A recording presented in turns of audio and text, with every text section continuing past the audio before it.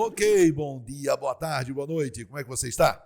Senhores, este é mais um vídeo do nosso maravilhoso projeto chamado EXP Resolve, resolvendo questões do Enem para facilitar a sua vida. Muito bem, vamos nessa? Eu tenho aqui em minhas mãos uma questão do Enem 2009, segunda aplicação. Vamos ler o texto? Vamos nessa. Foi em meados da década de 70 que a União Soviética começou a perder o bonde da história. Ficava evidente, mesmo para os próprios soviéticos, que o Império Vermelho era uma superpotência apenas pelo poderio militar, pelo arsenal nuclear e pela capacidade de destruição em massa. Devido ao seu baixo dinamismo econômico, a produtividade industrial não acompanhava, nem de longe, os avanços dos países capitalistas desenvolvidos mais competitivos.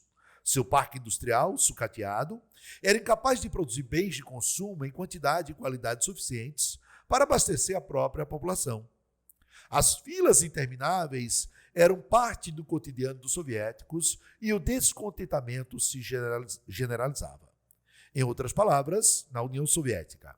Então, gente, veja que coisa interessante. Esse texto aqui aborda o que existe de errado nos regimes socialistas como um todo. E a União Soviética foi um bom exemplo disso, certo?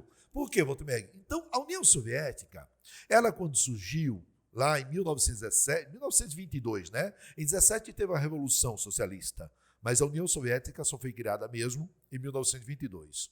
O que os seus governantes prometiam, hein?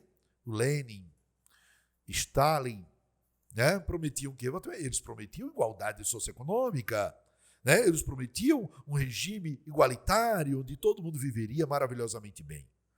Mas as coisas começaram a mudar. Já a partir de Stalin a coisa começou a mudar. Por quê? Porque esse cara aqui, ele viveu o início da Guerra Fria, certo? Ele viveu o início da Guerra Fria. Ele governou a União Soviética, né, de 1924 a 1953. Então ele viveu o início da Guerra Fria. E naquela besteira de querer competir com os Estados Unidos, o que os soviéticos fizeram? Voltemeg era tentando competir com os Estados Unidos. Exatamente. Todo mundo lembra que a Guerra Fria era um conflito indireto, um confronto indireto entre Estados Unidos e União Soviética. Certo? Então, naquela ocasião, o que foi que os soviéticos fizeram? Eles focaram apenas na indústria bélica. Apenas na chamada indústria bélica. E o que é a indústria bélica? É a indústria da produção de armas. A indústria da produção de armas, certo? Eles focaram apenas aqui, na indústria bélica.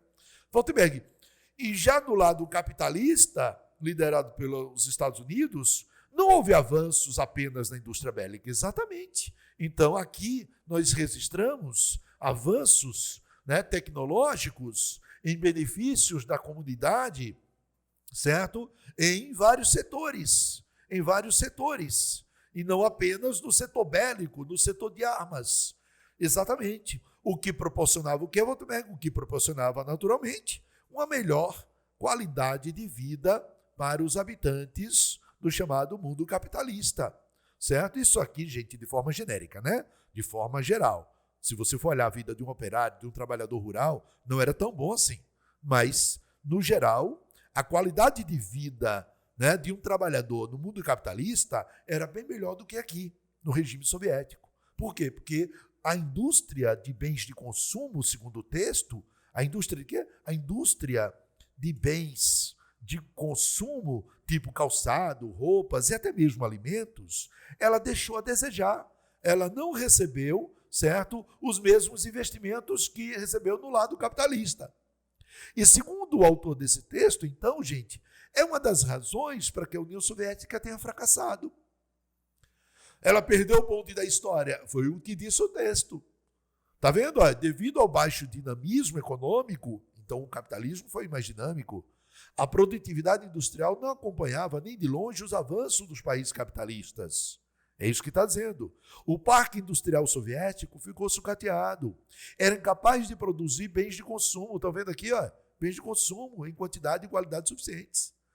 Eu me lembro, gente, quando Mikhail Gorbachev assumiu o governo soviético em 1985, o cidadão soviético tinha dificuldade, por exemplo, de ter um radinho de pilha, Sabe aquele radinho portátil? Ainda era difícil comprar pão, era difícil comprar uma roupa, era difícil comprar um calçado. Enquanto nos países ditos capitalistas, isso era muito mais fácil. Não é que fosse maravilhoso, o capitalismo fosse maravilhoso, mas era mais fácil. Por quê? Porque o governo russo só focou, só se concentrou na produção de armas. Deu para entender? Então, em outras palavras, na União Soviética, a incapacidade de produzir bens de consumo era compensada pela indústria pesada em quantidade e qualidade. Não chegava a compensar. Letra B. A falta de dinamismo econômico e de progresso social era devido à economia liberal. A economia soviética não era liberal, né, gente? Era uma ditadura socialista. Letra C. O parque industrial era obsoleto, não atendendo à demanda da população. Eu já gostei dessa, mas vamos ver as outras. Letra D. O descontentamento popular expressava-se em imensas filas de protestos contra a carência de certos bens. Não havia esses protestos. Por quê? Porque eram reprimidos. A partir de Gorbachev, quando ele anunciou as medidas, chamadas de perestroika e glasnost, aí sim começaram a surgir algumas manifestações. Mas isso já no final da União Soviética. Letra E. O descontentamento popular foi agravado pela política de incentivo à importação. Não havia essa política de incentivo. Faltava quase tudo na União Soviética. Então, Votemeg, a letra C é a resposta correta. Exatamente. Votemeg, o que acontece? A China não está passando por isso, porque a China vem fazendo abertura econômica, chamado socialismo de mercado. Algo que também está acontecendo no Vietnã. Mas a população da Coreia do Norte sofre desse mesmo problema que a população soviética sofreu nos anos 70 e 80. Compreenderam? Muito bem, senhores. Esse foi mais um vídeo do nosso EXP Resolve. Até o próximo.